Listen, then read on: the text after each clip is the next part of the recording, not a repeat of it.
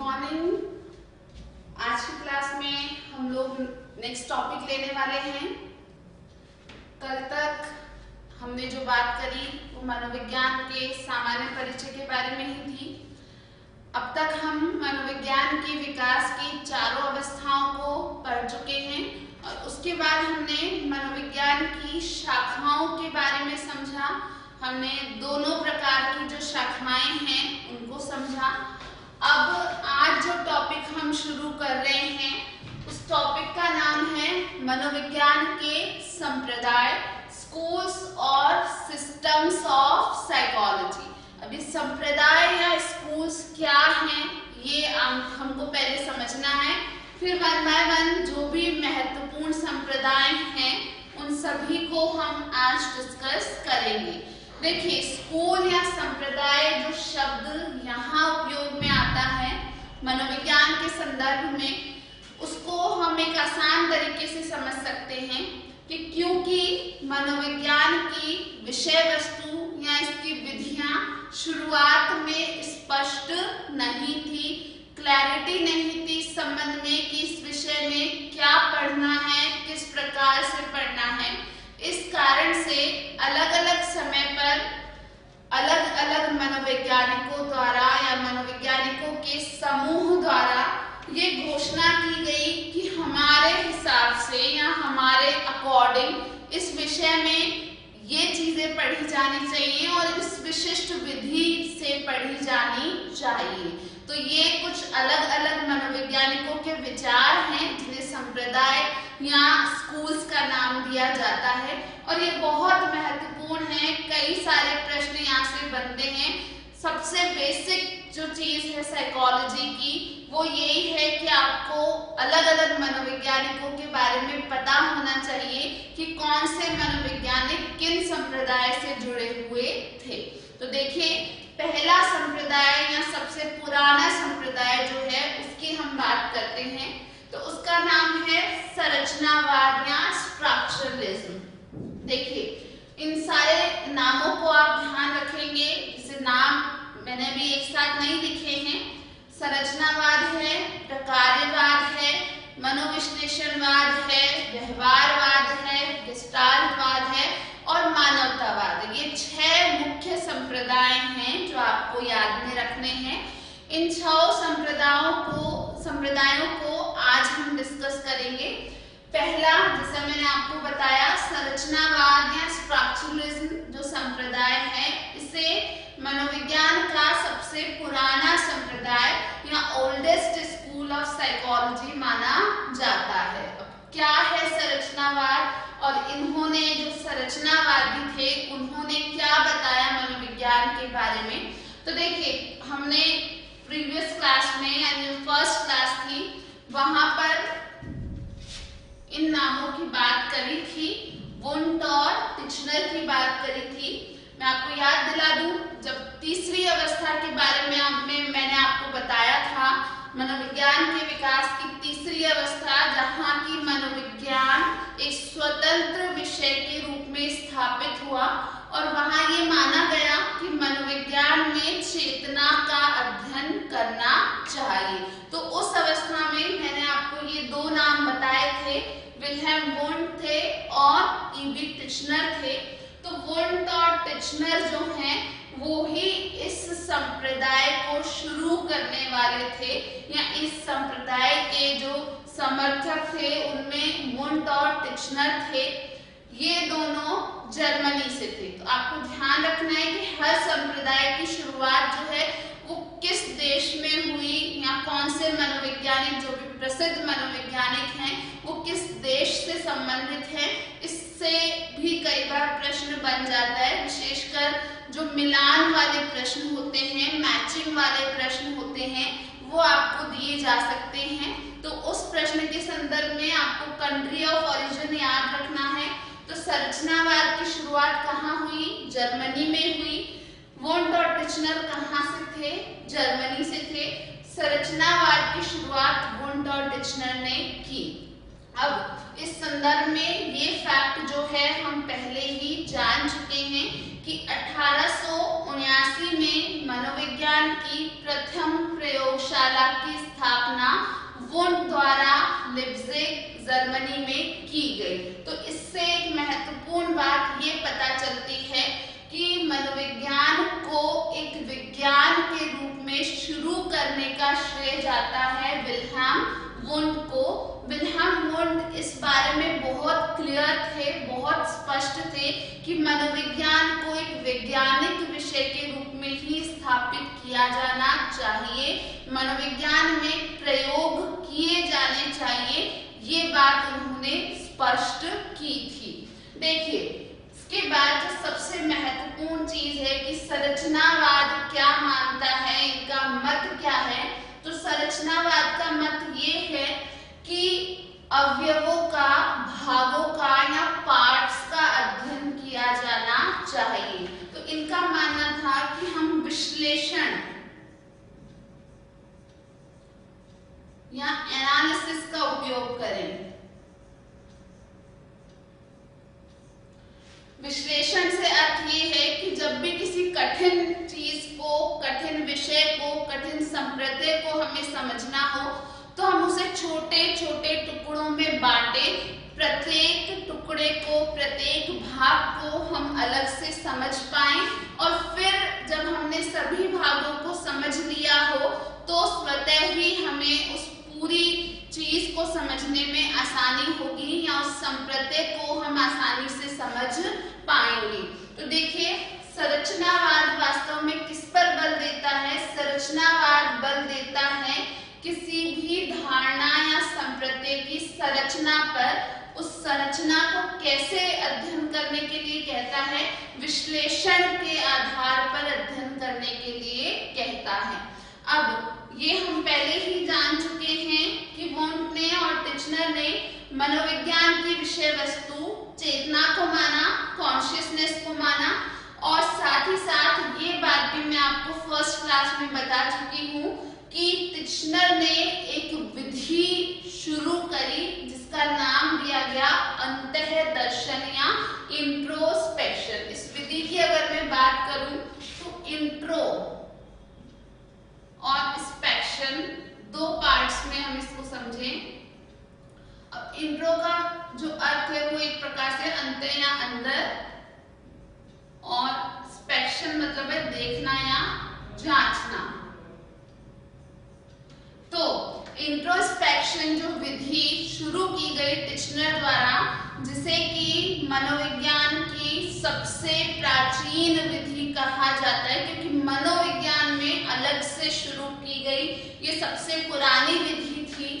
उसका अर्थ है इंट्रोस्पेक्शन, यानी स्वयं के अंदर देखना, झांकना या जांचना। तो टिचनर मानते थे कि चेतना का अध्ययन करने के लिए, चेतना को समझने के लिए यह आवश्यक है कि व्यक्ति अपने आप के अंदर झांक के देखे, अपने ही अंदर स्वयं जांचे, तो उसे अपनी चेतना की समझ आसानी से हो जाएगी। तो देखिए, इंट्रोस्पेक्शन को इन्होंने महत्वपूर्ण माना, टिचनर ने बहुत महत्वपूर्ण माना, लेकिन आगे हम पढ़ेंगे कि इस विधि को व्यवहारवादियों द्वारा नकार दिया गया। उन्होंने अंतर्दर्शन को या इंट्रोस्पेक्शन को स्वीकार नहीं किया और आज के समय में मनोविज्ञान में अंतर्दर्शन विधि का उपयोग नहीं होता है। देखिए, कारण यहाँ पर आप समझ सकते हैं कि क्यों इसको आगे स्वीकारा नहीं गया। जैसे जैसे समय बढ़ा, मनोविज्ञान को और वैज्ञानिक बनाने के प्रयास किए गए, और जब हम व्यवहारवादियों को पढ़ेंगे, उनके बारे में जानेंगे, तो यहाँ स्पष्ट होगा कि व्यवहारवादी मनोविज्ञान को एक पूर्ण विज्ञान बनाना चाहते थे, एक कंप्लीट साइंस बनाना चाहते थे।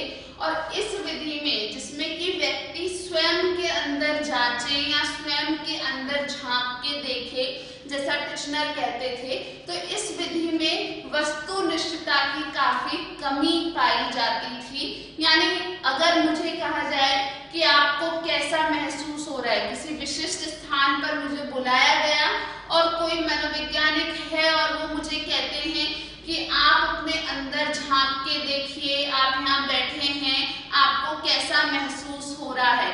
अब भले ही मुझे बहुत बुरा महसूस हो रहा हो, मुझे लगे कि मेरे इतने इम्पोर्टेंट काम थे, उन सबको छोड़कर तुमने मुझे यहाँ फालतू में बिठा दिया है, लेकिन फिर भी जब मुझे उनसे बताने को कहा जाएगा, जब वो कहेंगे कि आप अपने अंदर झांक के बताएं, तो आशा यही है कि सोशल डिजायरेबिलिटी के तहत यानी समाज की जो प्रत्याशा है उसके आधार पर मैं जवाब दूंगी कि मुझे बहुत अच्छा लग रहा है, और ऐसा किसी भी व्यक्ति के साथ संभव है। तो इस विधि में आत्मनिष्ठता बहुत अधिक थी, जबकि वस्तुनिष्ठता की कमी थी। इसलिए इंट्रोस्पेक्शन को या अंतर्दर्शन को, जिसे कि सबसे पुरानी विधि कहा जाता है मनोविज्ञान की, इसे जल्द ही नकार दिया गया। तो ये फैक्ट्स हमें संरचनावाद के बारे में याद रखने हैं। संरचनावाद मनोविज्ञान का सबसे पुराना या प्रथम संप्रदाय है, ये बात भी हमको ध्यान रखनी है। साथ के साथ वुंड का योगदान बहुत महत्वपूर्ण है, और वो मैं आपको बता चुकी हूँ कि इन्होंने ही पहली प्रयोगशाला की स्थापना की थी, और इस कारण ही वुंड को फादर ऑफ साइंटिफिक साइकोलॉजी कहा जाता है, या वैज्ञानिक मनोविज्ञान के पिता या जनक कहा जाता है। इसके अलावा फादर ऑफ मॉडर्न साइकोलॉजी भी इनको कहा जाता है। अब संरचनावाद के बाद हम बात करेंगे दूसरे स्कूल की या दूसरे संप्रदाय की, जिसका नाम है प्रकार्यवाद। प्रकार्यवाद या फंक्शनलिज्म, जो कि नाम से कुछ आप समझ पा रहे हैं कि किसी के फंक्शन पर, कार्य पर इनका महत्व है, तो इसके बारे में हम समझेंगे। देखिए, संरचनावाद का विरोध किया किसने? प्रकार्यवादियों ने या फंक्शनलिस्ट ने। प्रकार्यवादियों में सबसे महत्वपूर्ण थे विलियम जेम्स। विलियम जेम्स जो थे ये अमेरिकन मनोवैज्ञानिक थे। तो दो फैक्ट यहाँ आप ध्यान रखेंगे। अगर पूछा जाता है प्रकार्यवाद की शुरुआत कहाँ हुई, तो भी उत्तर अमेरिका आप देंगे, और आपसे पूछा जाता है कि विलियम जेम्स का संबंध कहाँ से था, तो भी अमेरिका आप याद रखेंगे। साथ ही ये भी ध्यान रखेंगे कि अब इतने सीधे प्रश्न नहीं पूछे जाते हैं कि आपसे ये पूछा जाएगा कि विलियम जेम्स कहाँ के निवासी थे।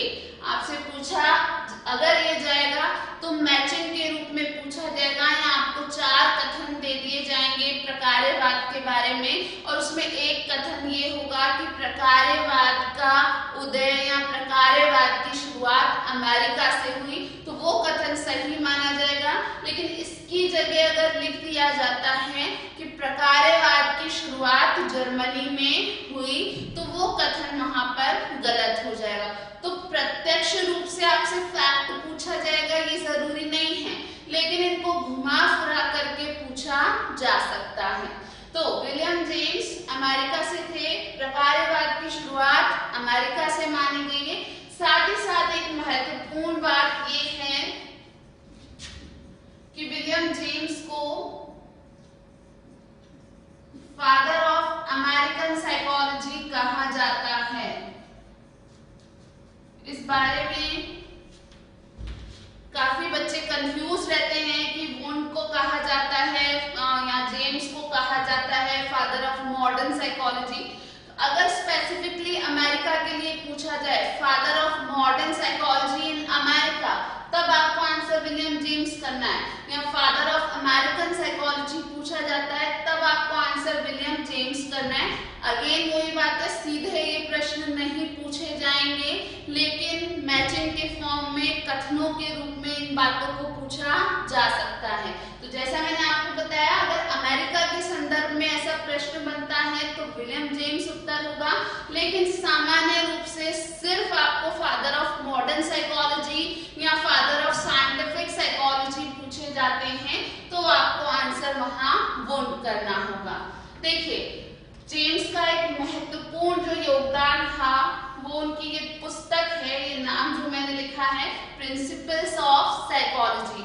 इसको हिंदी में ट्रांसलेट करके लिख दिया जाता है मनोविज्ञान के सिद्धांत। लेकिन आप ध्यान रखें, जहां तक हो सके पुस्तकों के नाम आपको उनको ओरिजिनल फॉर्म में ही याद रखने चाहिए।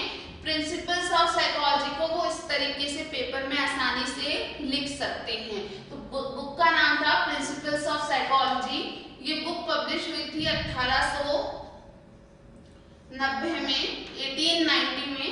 ये बुक उस समय बहुत ज्यादा प्रसिद्ध हो गई थी। यहाँ ये एक ऐसी पहली किताब थी जिसमें वास्तव में मनोविज्ञान से संबंधित जो भी मुख्य बातें हैं, जो भी मुख्य संप्रति हैं, उन सभी को समाहित किया गया था।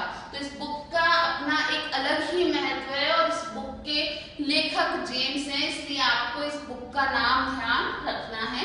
उसके बाद जो विषय वस्तु है उसकी हम बात करें तो ये बात आपको ध्यान रखनी है कि प्रकार्यवाद में भी चेतना को ही मनोविज्ञान की विषय वस्तु माना गया, जैसा कि संरचनावादियों ने माना।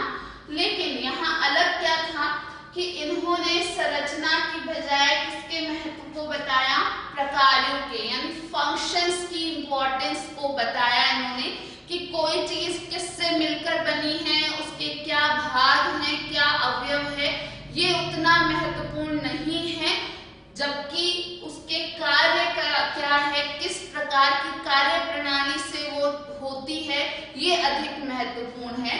तो यहाँ जब चेतना को इन्होंने अध्ययन किया तो उनका जो तरीका था वो ये था कि चेतना का संबंध किससे है, हमारे मस्तिष्क से है, हमारे ब्रेन से है।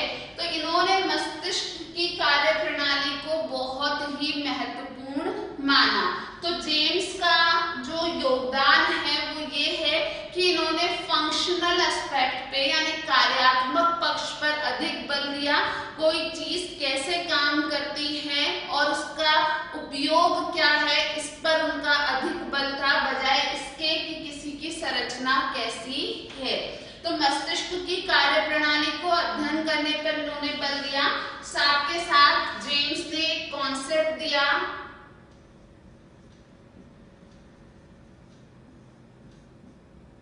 Stream of consciousness.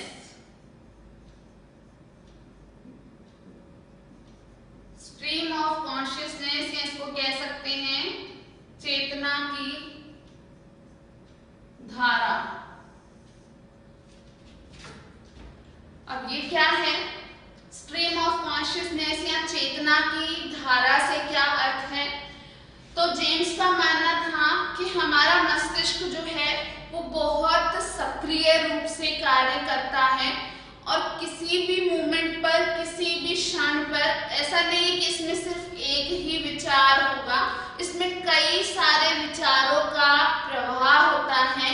तो इसीलिए इन्होंने इस कॉन्सेप्ट को उपयोग में लिया या ये टर्म उन्होंने बताया स्ट्रीम ऑफ कॉन्शियसनेस या चेतना की धारा। तो जेम्स ने कहा कि हमारा मस्तिष्क बहुत सक्रिय रूप से वातावरण में अपने आप को समायोजित करने की कोशिश करता है या अनुकूल करने की कोशिश करता है और उसी के तहत हमारे मस्तिष्क में एक समय में ही कई सारे विचारों का प्रवाह होता रहता है। अब देखिए जेम्स के अलावा कुछ अन्य मनोवैज्ञानिकों ने भी अपना महत्वपूर्ण योगदान दिया प्रकार्यवाद में। तो John Dewey, angel, Harvey car, ये कुछ नाम आप याद में रख सकते हैं। विशेषकर जॉन डीवी का नाम आपको यहाँ पर ध्यान रखना होगा कि ये भी प्रकार्यवाद के समर्थक थे। तो ये बात हुई दो शुरुआती संप्रदायों की। इसकी शुरुआत 1879 से मानी गई। इसकी शुरुआत आप इस सन को याद में रखेंगे कि 1890 में जब जेम्स ने अपनी पुस्तक निकाली तब से इसकी शुरुआत को माना गया है। इसके बाद इन दोनों के बाद हम अब बात करेंगे तीसरे संप्रदाय की। तीसरा संप्रदाय जो है उसका नाम है मनोविश्लेषणवाद।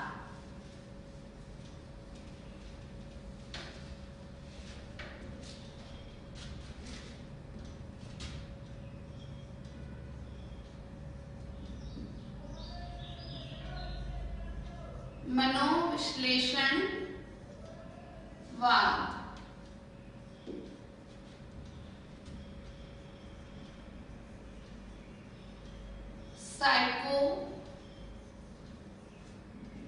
एनालिटिकल साइकोलॉजी भी इसे कह सकते हैं।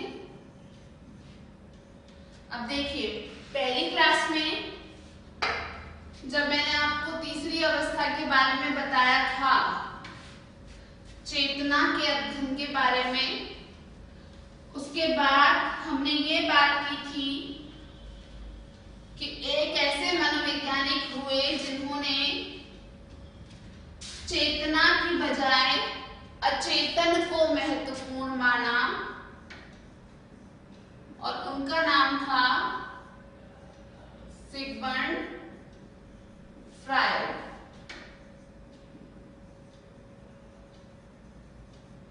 सिगमंड फ्रायड ही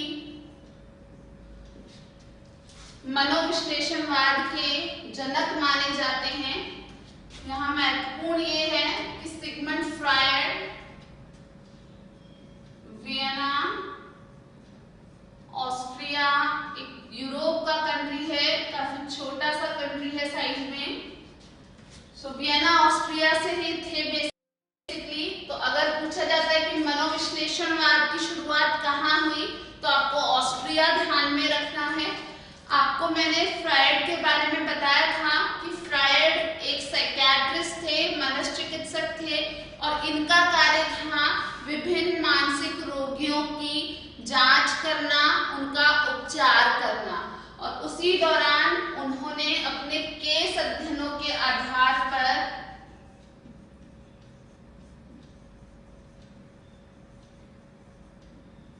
ये पाया कि अचेतन का महत्व बहुत अधिक है। साथ ही साथ फ्रायड का मानना था कि मनुष्य एक जैविक प्राणी है, बायोलॉजिकल ऑर्गेनिज्म। आप समझे कि मनुष्य की तुलना उन्होंने अन्य जंतुओं से की। इसके अलावा उन्होंने कुछ और बातें बताई। उनमें एक महत्वपूर्ण बात ये थी कि बाल्यावस्था के अनुभव एक व्यक्ति के संपूर्ण जीवन में महत्वपूर्ण होते हैं। मनोविश्लेषण शब्द जो है उसका अर्थ है मन का विश्लेषण, और विश्लेषण के आधार पर उन्होंने 3 भागों की बात की। मन के 3 भाग बताए। पहली क्लास में मैंने आपको बताया था चेतन मन, अवचेतन मन। चेतन को कॉन्शियस याद रखना है, अवचेतन को प्री कॉन्शियस या सेमी कॉन्शियस याद रखना है, और अचेतन मन, अचेतन को आप अनकॉन्शियस याद रखेंगे। अब मैं आपको पहली ही क्लास में ये बात बता चुकी हूं कि फ्रायड ने ये माना कि अचेतन का जो भाग है वो बहुत बड़ा है, यानी संपूर्ण मन का लगभग 90% हिस्सा क्या है, अचेतन है, जबकि सिर्फ 10% हिस्सा क्या है, चेतन मन है। तो उनके हिसाब से अचेतन अधिक महत्वपूर्ण है। अब देखिए, फ्रायड का जो ये सारा सिद्धांत है, उनके जो विचार हैं, वो उनके केस अध्ययनों से निकल के आए। और केस अध्ययनों में एक महत्वपूर्ण बात ये थी कि फ्रायड ने ये पाया कि हम मनुष्य वास्तव में अन्य जंतुओं के जैसे ही होते हैं, या जो जंगली जीव हैं, जंगली जानवर हैं, हमारी प्रवृत्ति भी वास्तविक रूप से तो वैसी ही होती है। लेकिन क्योंकि हम समाज में रहते हैं, समाज के कुछ नियम बन गए, उन नियमों का पालन हम आवश्यक समझने लग गए, और इस कारण हमारी वास्तविक प्रवृत्तियों को हम प्रदर्शित नहीं होने दे पाते हैं, और वो वास्तविक प्रवृत्तियां या हमारी ऐसी इच्छाएं समाज के दबाव के कारण, समाज के नियमों के कारण हम प्रदर्शित नहीं कर पाते हैं, वो ही हमारे अचेतन में दबी होती हैं।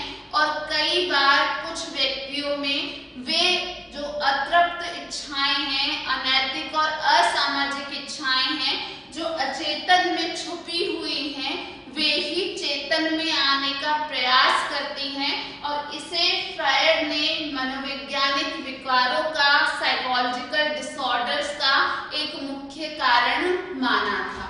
तो इनका जो संप्रदाय है मनोविश्लेषणवाद, ये अचेतन को महत्व देता है। यानी सिंपल सी बात है कि अचेतन के महत्व को बता रहे हैं, यानी चेतना को ये स्वीकार नहीं करते। लेकिन एक और महत्वपूर्ण बात आपको ध्यान रखना है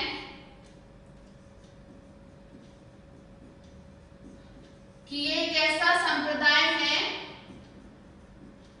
जिसकी शुरुआत हुई नैदानिक परिस्थितियों में, यानी क्लिनिकल सिचुएशंस में। सिर्फ ऐसा पहला संप्रदाय हम पढ़ रहे हैं, और आगे भी जो संप्रदाय हैं उनमें से सिर्फ मनोविश्लेषणवाद ऐसा संप्रदाय है जो कि नैदानिक परिस्थितियों में, यानी कि पेशेंट्स का उपचार करने के दौरान शुरू हुआ। ये एकेडमिक्स से जुड़े हुए नहीं थे, पढ़ाने लिखाने का कार्य नहीं था फ्रायड का। जबकि हमने जब वुंड की बात करी, जेम्स की बात करी, या आगे भी हम कई मनोवैज्ञानिकों की बात करेंगे, उन्होंने प्रयोग भी किए हैं, सिद्धांत भी प्रस्तुत किए हैं, वो अध्यापन भी करवाते थे, यानी उनका बैकग्राउंड एकेडमिक था। लेकिन फ्रायड का बैकग्राउंड कैसा था? क्लिनिकल था, नैदानिक था। तो एक प्रश्न बनता है कि ऐसा कौन सा संप्रदाय है जिसकी उत्पत्ति नैदानिक परिस्थितियों में हुई थी? साथ ही साथ ऐसा कौन सा संप्रदाय है जिसने अन्य किसी संप्रदाय का विरोध नहीं किया था? तो आपको ध्यान रखना है कि सिगमंड फ्रायड का मनोविश्लेषणवाद ऐसा संप्रदाय है जिसकी उत्पत्ति नैदानिक परिस्थितियों में हुई, और साथ ही साथ फ्रायड ने अन्य किसी संप्रदाय का कोई विरोध नहीं किया था। तो ये दो बातें हमें महत्वपूर्ण रूप से ध्यान रखनी है। साथ के साथ दो नाम और आपको ध्यान रखने हैं।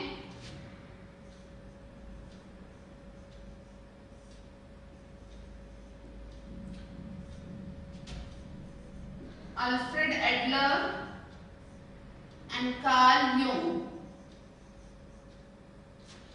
ये दोनों फ्रायड के साथी थे।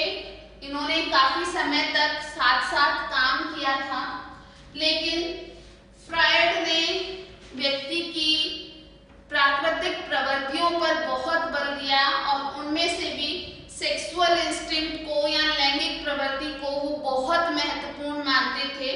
फ्रायड का संपूर्ण सिद्धांत हम पढ़ेंगे, यहाँ पर ये रिलेवेंट नहीं है कि मैं आपको डिटेल में फ्रायड का सिद्धांत पढ़ा दूं, आगे हम पढ़ेंगे। अभी हम संप्रदाय की बात कर रहे हैं तो बेसिक बातें पढ़ रहे हैं। लेकिन एक बात ध्यान रखिए कि फ्रायड ने क्योंकि मूल प्रवृत्तियों को बहुत महत्वपूर्ण माना, उन सभी प्रवृत्तियों में से भी लैंगिक मूल प्रवृत्ति को अधिक महत्वपूर्ण माना।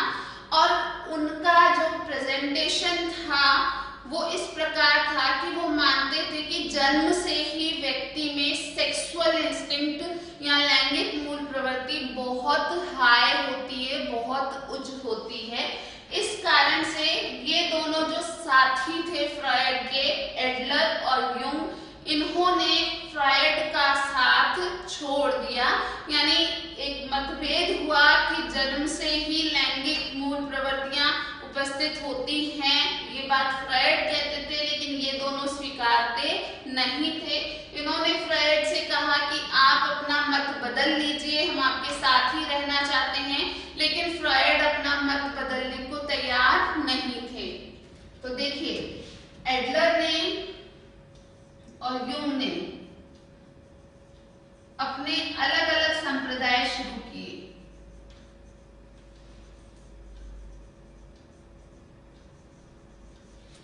यूंग ने शुरू किया एनालिटिकल साइकोलॉजी, यहाँ इसको कहते हैं विश्लेषणवाद। वहीं एडलर ने शुरू किया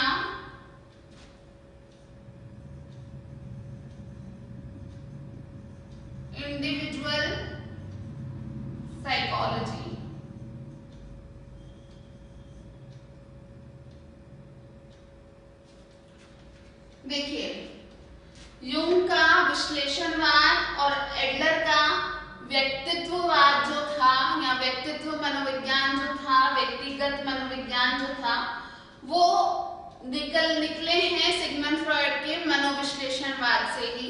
तो इनकी डिटेल में हमको अभी जाने की जरूरत नहीं है।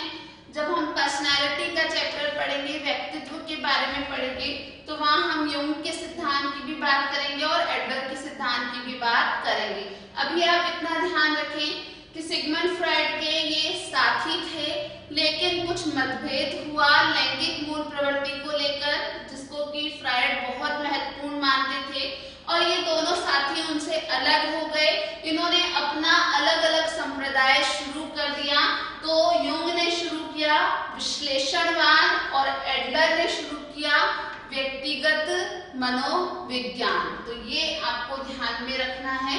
अब सिगमंड फ्रॉइड का जो मनोविश्लेषणवाद है, इसको डिटेल में हम पढ़ेंगे। ये 4-5 बातें अभी आप ध्यान रखें कि फ्रॉइड ने जो अचेतन था उसको बहुत महत्वपूर्ण माना, और बाल्यावस्था के अनुभव यानी एक व्यक्ति के शुरुआती जीवन के जो अनुभव है, खासकर शुरू के 4-5 साल जो हैं, यानी जन्म लेने के बाद के जो 4-5 साल हैं, उनको फ्रॉइड सबसे ज्यादा महत्वपूर्ण मानते थे।